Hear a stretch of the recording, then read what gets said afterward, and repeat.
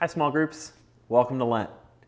Last week, we entered into this special season of prayer, fasting, and almsgiving with Ash Wednesday. And if you happen to go to Mass that day, you probably noticed a very full church. Did you know that Ash Wednesday is actually the most well-attended Mass of the entire year? Not Christmas, not Easter, Ash Wednesday.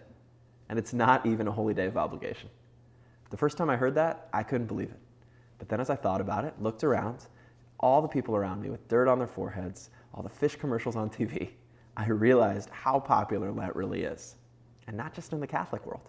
Christians of many different denominations recognize Lent. And believe it or not, even some atheists and agnostics practice the season as well, and use it to dedicate themselves to self-betterment, typically by giving things up. Because that's the first thing everyone thinks of when they hear Lent, right? Giving things up. No meat, no sweets, no beer, and hey, while I'm denying myself, it'll be great to lose a few pounds while I'm at it. But that's not what Lent's about. While true that the act of fasting is important, it's definitely not the only practice we're called to during this time. When we give something up, it's so important that we don't forget to ask ourselves why. That way, when we let something go that's maybe not so good for us, we can replace it with something that's going to bring us closer to God. Because that's really the whole point. Now, when I was coming into the Catholic faith as a teenager, my dad would always challenge me not just to give something up, but to also add a new practice of prayer and devotion to my faith life. That's a tradition that I still try to keep alive today. Last year, my goal was to pray a rosary every day. Other years, I've sought to go to daily Mass every day or get through all the 4 Gospels. You get the idea. The point I'm trying to make is that Lent isn't just about giving up material things. It's about giving up more of yourself to God. Now that happens in a lot of ways. But in this case, with your small group, I want to challenge you to dig deeper in what you share, to speak up more, to pray more intentionally, and to really try and get to know one another on a deeper level. To help make that happen, we've put together this curriculum. It's called God's Story, Your Story, Our Story. Now everyone's got stories, every culture, community, and certainly faith. Over the next few weeks, you're going to be hearing about God's story, and also taking a closer look at how your story has become part of His. You'll probably ask yourself, where exactly is God in my story? Where did He used to be? And where do I hope to go with Him? And so on. All throughout these next 40 days, as you're praying, fasting, and almsgiving, I'd like to challenge you to reflect and pray on these questions specifically. Oftentimes, when we intentionally and prayerfully reflect on our stories and look inward, we're able to see growth and change in our relationship with God that we might have overlooked.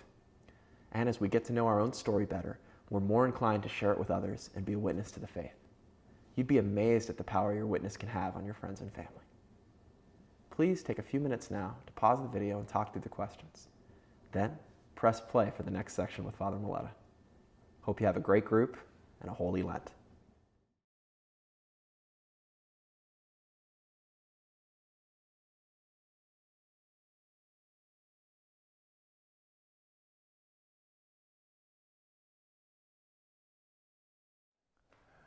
Hello, I'm very happy to be with you to talk to you about the homily series and what's really behind the homily series. We're going to be talking about God's story, your story, and our story. God's story is really what we're going to call the upper story, the divine plan, what we also call salvation history. And we're going to try to connect our lower stories, as seen through Scripture, to see what goes on. So often we get involved in our lives, in the daily routine of our lives, and the struggles, and just doing all the stuff that we have to do, that we can lose track of why we're doing it to begin with. Our purpose in life, our meaning, our intentionality. That's those times we just go through the motions.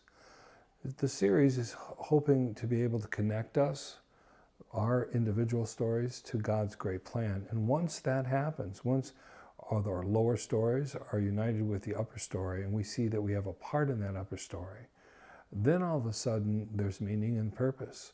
We understand we're working for God's purpose, not simply our own purpose. So one of the things that we see when we look at salvation history, especially in the lens of the Old Testament, is God entering into the types of agreements, what they call covenants. Covenants help us to follow salvation history. They're actually sort of like the chapter turners in the story. Now, we don't hear a lot about covenants today in our lives. Sometimes people try to compare a covenant to a contract, but it really is a poor comparison. A covenant is far more than just simple agreement. It's a bond. God promises to be with us, and we know that God never breaks his promise. And so we hear about these covenants and understand that God's promises are going to be fulfilled, and in our daily struggle, in our lives, we're working to fulfill those same covenants, to be faithful to those covenants by the way we love God, by the way we love others, and by the way, particularly, we take care of those less fortunate, the poor.